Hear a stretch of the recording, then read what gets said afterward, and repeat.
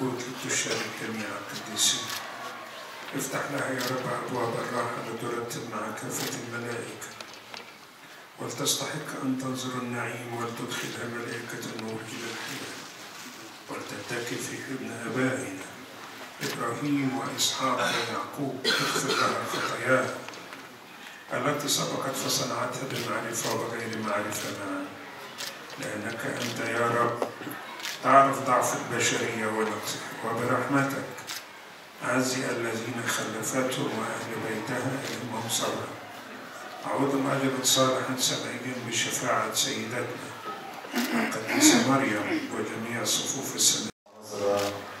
فنجاري وكيل عام مطرونية الولاية والعدوى وكل إخوته، نيابة عن سيدنا صاحب النيافة الحبر الجليل الأب أغاصن أسقف كرسي مغلة والعدوى، وباسم مجمع الآباء الكهنة الإبراشية، وباسم السكرتارية والمكرسين والمكرسات والمرتلين والشمامسة والخدام والجميع، نتقدم إلى الأسرة المباركة، نتقدم إلى متسابونا عذراء وكل إخوته، أستاذ نادر، أستاذ نبيل، مهندس جرجس، والأستاذ رضا، والأستاذ مايكل، بوافر العزاء في نياحة الأمة الفاضلة.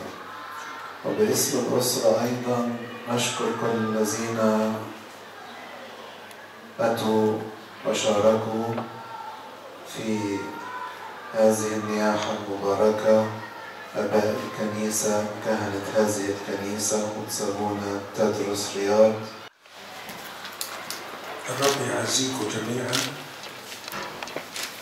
وعلى رأسكم أبونا عزراء، ونيح الأم الفاضلة في فردوس النعيم، وأعود كل من جاء وكل بركة وكل خير. قيل في سفر الرؤيا: طوبى للأموات الذين يموتون في الرب منذ الآن.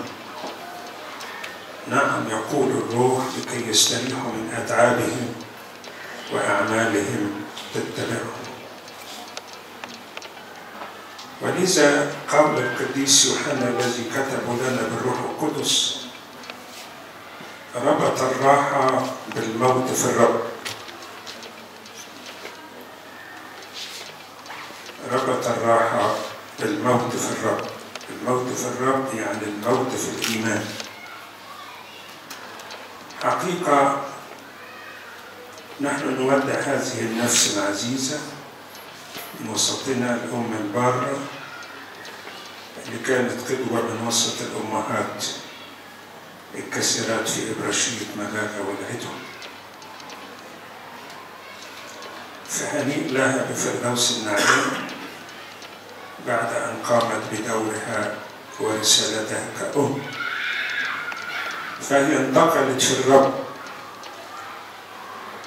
وده إيمان كنيستنا لما تيجي تصلي الترحيم تقول: اذكر يا رب الذين انتقلوا في الإيمان.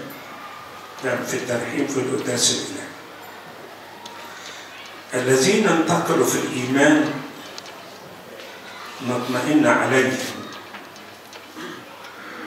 وانضموا للذين سبقوهم في خلعهم للجسد وذهابهم إلى الفردوس.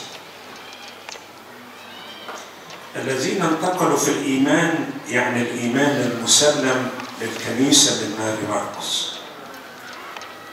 واللي انتقلوا في الإيمان يعني عاشوا الإيمان،